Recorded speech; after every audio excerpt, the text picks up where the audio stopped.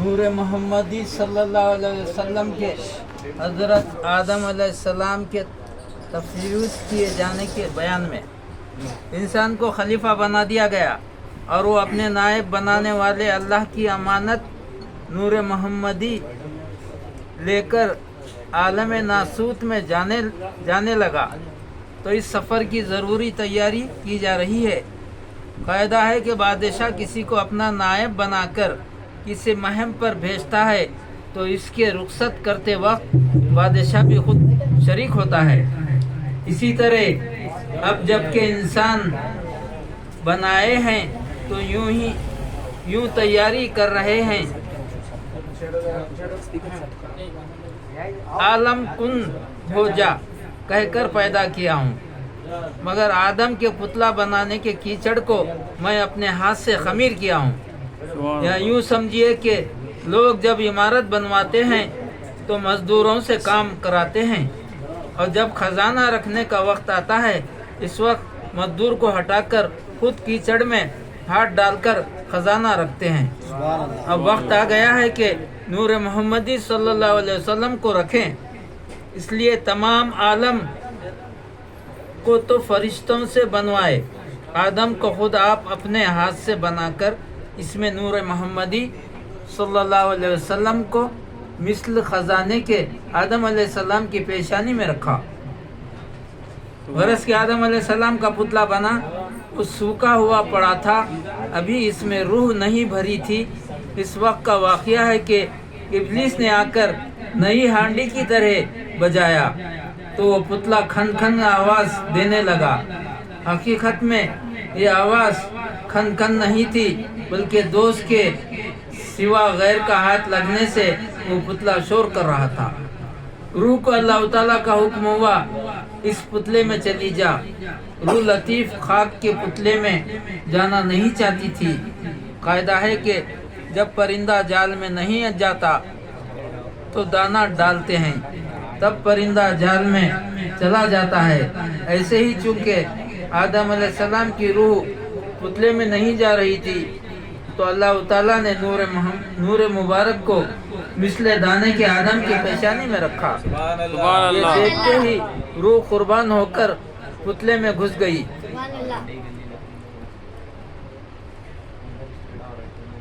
پھر دیدہ خرد نے آدم کو بنا کر نور پیشانی میں احمد کا رکھا۔ یوں ہوا حکم الہی روح کو داخل اب تو قلب آدم میں ہو۔ روح نے پہلے بہت انکار کی، نور احمد دیکھ کر راضی ہو گئی۔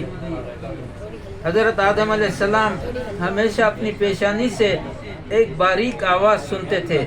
ایک دن عرض کیے، الہی یہ کیسی آواز ہے؟ ارشاد ہوا، یہ نور محمدی صلی اللہ علیہ وسلم کی تسبیح کی آواز ہے، جو تمہارے فرزند ہیں۔ اچھے تقدیر اس باپ کے جس کا ایسا مبارک فرزند ہے۔ آدم علیہ السلام سے جب لغزش ہوئی اور جنت سے نکالے گئے، 200 سال تک روتے رہے، رونے کا کچھ اثر نہ ہوا۔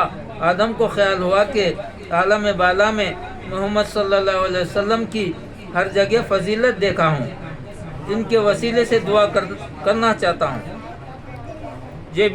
جب یہ دعا کیے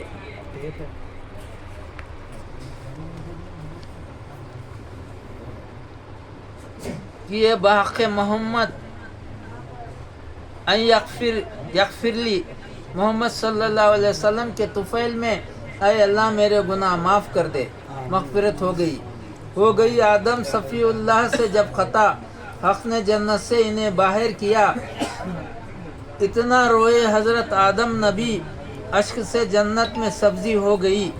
جب محمد مصطفیٰ کا نام لے، التجا آدم نے کی اللہ سے، یا الہی استفیل مصطفیٰ، بخش دے مجھ غم زدہ کی تو خطا۔